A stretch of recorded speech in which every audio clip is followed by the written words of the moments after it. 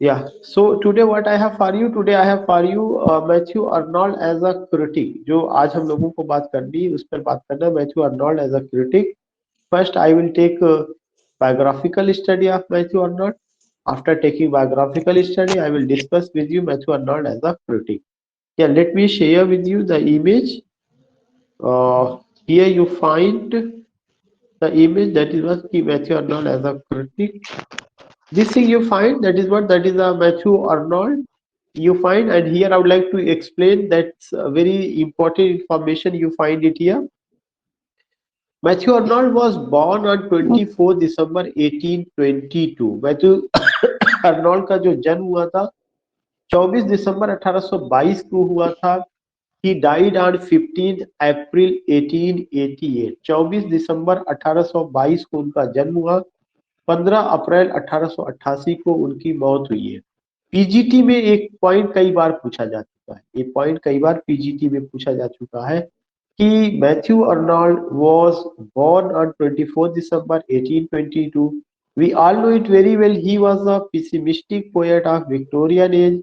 He was a moralist. He was a critic. He was a propagandist. So many words are used just to tell the characteristics of his work, and you find that except it what you find that he was an English poet. वो एक English poet थे, we all no.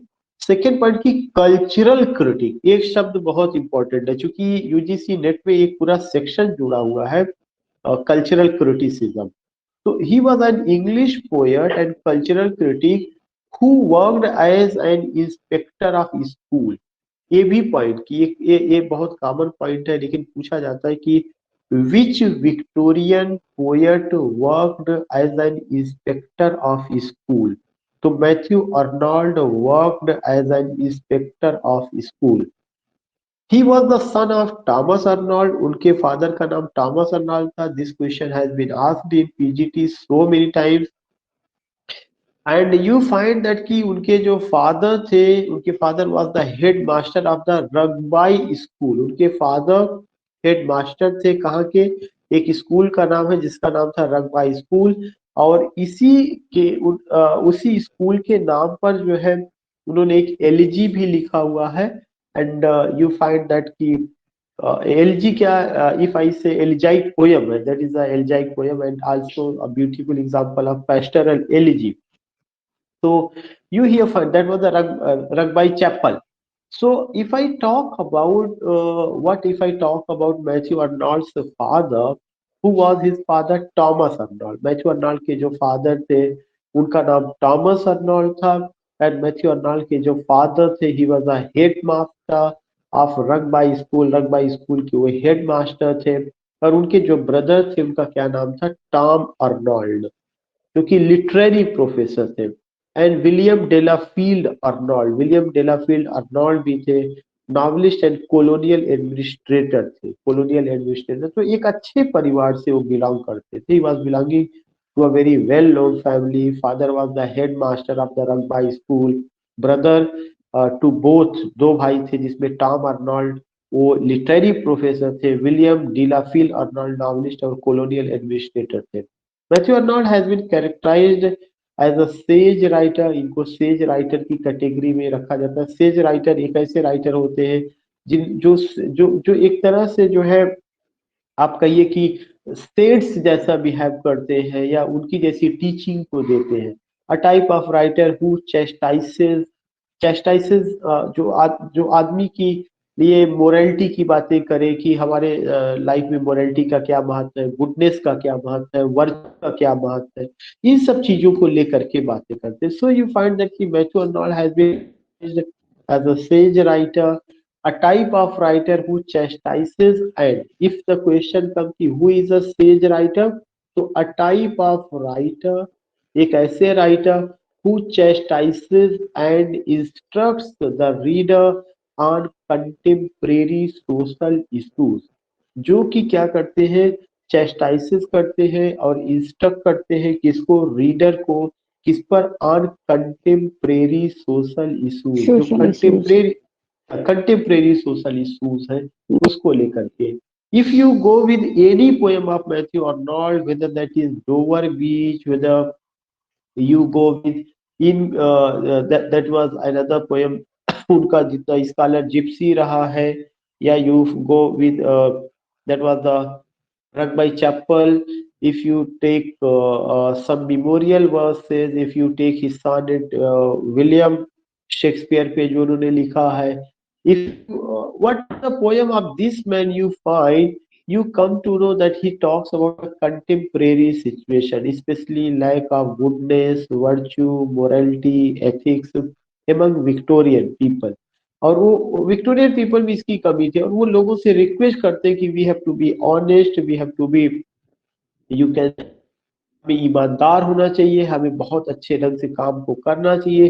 These are the expectations, या these are the, you can say कि some good advices given by this man to Victorian people. और Dover Beach का जो अंतिम stanza है, where he says all love let us be true to one another, the world which seems to lie before us like a land of dream has really neither joy nor love nor certitude nor help in pain. Then you find that कि वहां पे Matthew Arnold क्या करते हैं, किस तरह से जो है अपनी बात को रखते हैं होपफुली, और कैसे उन्होंने उसको किया हुआ है. सो एक सेज राइटर वो है जो कंटेम्प्रेरी सोशल इश्यूज को उठाता है, इंस्ट्रक्ट करता है द रीडर को उसको लेकर के, वो लोगों के अंदर गुडनेस, वर्च्यू, आत्मा की पवित्रता की बात, अच्छाई की बात करता. That is a sage writer.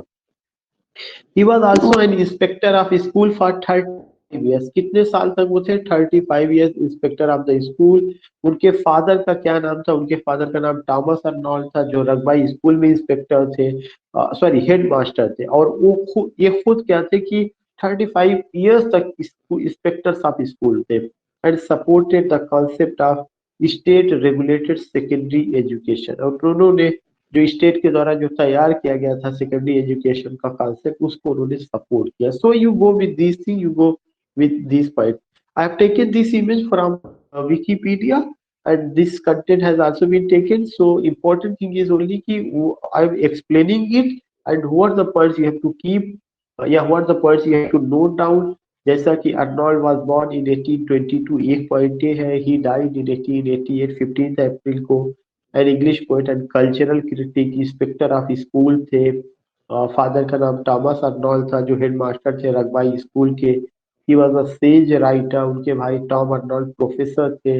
William Delafield Arnold novelist थे, और colonial this thing, and 35 years he was a school inspector. तो एक इमेज मैंने ये शेयर किया है, एक मैं आपके साथ और शेयर कर रहा हूँ, because other people have not join this session. क्योंकि ग्रुप में मैंने भेजा था तो मैं टाइम का मेंशन करना भूल गया था, मुझे लगता है इस वजह से दे डिडंट ज्वाइन. तो अर्नोल्ड एज अ क्रिटिक मैं कल डिस्कस करूंगा. उनका बायोग्राफिकल स्टडी आज हम लोग डिस्कस कर ले रहे हैं. बायोग्राफिकल स्टडी में और मैं एक इमेज शेयर करूंगा. या sharing you another image, just closing it.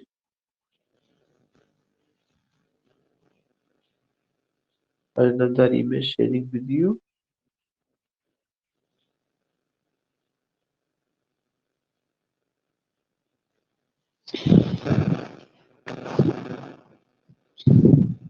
Visible?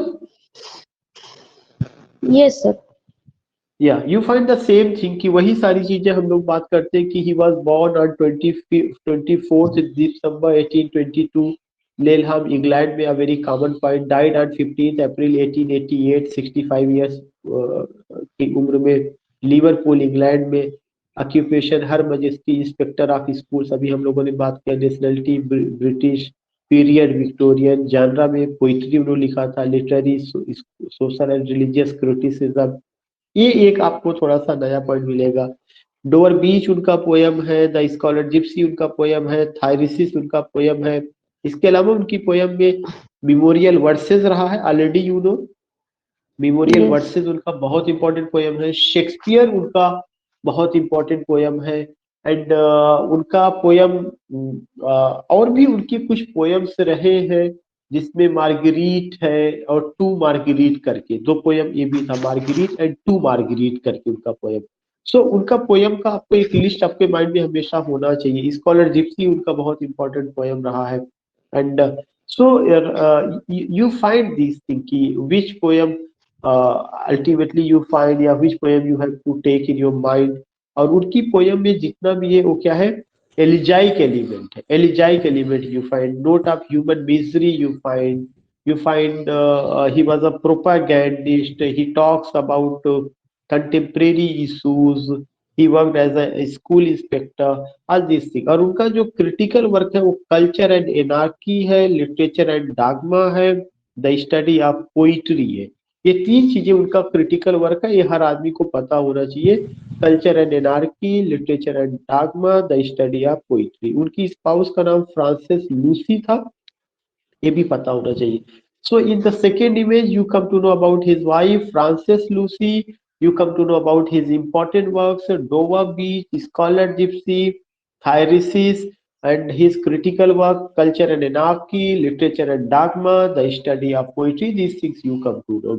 इन्होंने कुछ बातें कही थी, जैसे poetry is the criticism of life, इनका बहुत फेमस कोटेशन है, और मुझे उम्मीद आपको पहले से भी पता है, you know it very well. Yes.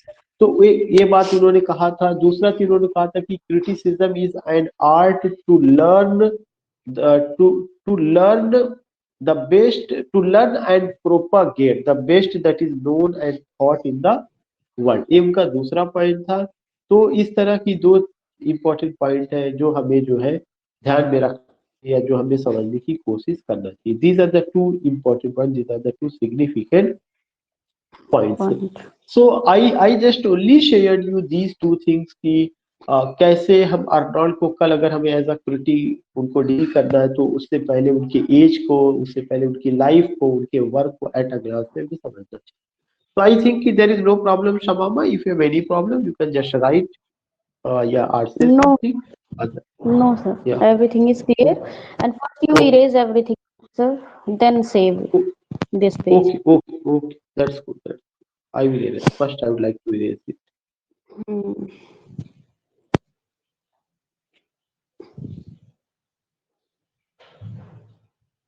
Yeah, just erased. Now I am going to close this session. Yeah, it's saved.